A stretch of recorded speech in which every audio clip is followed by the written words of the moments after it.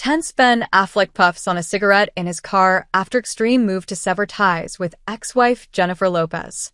Ben Affleck looked stressed when he was spotted smoking a cigarette while driving around Los Angeles on Wednesday. The 52-year-old Oscar winner puffed away with the window open as he headed home after taking care of business at his office.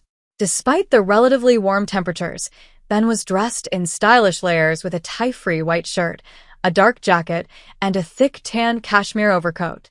The bearded actor also looked as if he was tired when he let out a big yawn on the drive home. He finished up work for the day after Daily.com published an exclusive report on the humiliating extreme the accountant star was willing to go to just to cut his final ties to his ex-wife Jennifer Lopez, 55. Despite divorcing, the exes are still connected through ownership of the Beverly Hills mega mansion that they bought in May 2023 for an eye-popping $60.8 million in cash. Since going public with their separation, the two put the 38,000 square foot home on the market for an even pricier $68 million.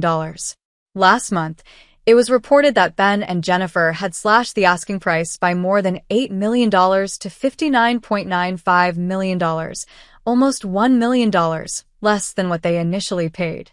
An insider exclusively revealed to Daily.com the extent that Ben is willing to go to push along a sale so that he can put his disastrous and short-lived marriage to the actress and singer out of mind. Last week, Ben's old friend Kevin Smith looked back on the uncomfortable connection that the convicted sex offender and disgraced film producer Harvey Weinstein had to Ben and his best friend Matt Damon's ascension to Hollywood royalty. While looking back on the 25th anniversary of his film Dogma with people which Affleck and Damon both appear in, Smith, 54, recalled how his early connection to Good Will Hunting became a pivotal moment for the two rising stars. His influence brought Affleck and Damon, 54, into the orbit of Weinstein, who was later convicted of rape and sexual assault in separate trials in New York and Los Angeles in 2020 and 2022, respectively, though the New York Court of Appeals overturned his conviction in that state in 2024. A retrial commenced in April of this year. Affleck, 52, began his professional association with Smith after scoring a small role in his 1995 comedy Mallrats, which came after he had already sold the screenplay he wrote with Damon for Good Will Hunting to the production company Castle Rock Entertainment. The only problem was that the studio wasn't willing to also let Damon and Affleck star in the film because they were untested talent. Smith recalled how he helped get the film, whose script he called one of the best things I've ever read, picked up by Weinstein's studio Miramax Films, which had made a name for itself for producing and distributing popular independent films, several of which went on to garner critical acclaim and Oscars. Smith said he was given a chance at helming the film from Affleck and Damon's screenplay after he had directed the hit indie film Clerks for Miramax. The first question that I was asked by Ben and Matt and the Miramax folks was, "Do you want to direct Good Will Hunting?" he recalled. I think they all asked that with clenched as hoping that I would say no, Smith joked, as the film would have been a significant departure from the low-budget black-and-white comedy he had already directed. Naturally, I was like, oh my god, no. If I were to direct this, I would just turn around to Ben and Matt the whole time and say, is this what you saw when you wrote it? Smith suggested that Affleck and Damon could direct Good Will Hunting themselves after writing the script, but even though Weinstein's team at Miramax would allow them to act in the movie, directing was too much leeway for the untested duo. I was told that the lunatics would not be running that particular asylum, so the search for a director began at Miramax, Smith recalled.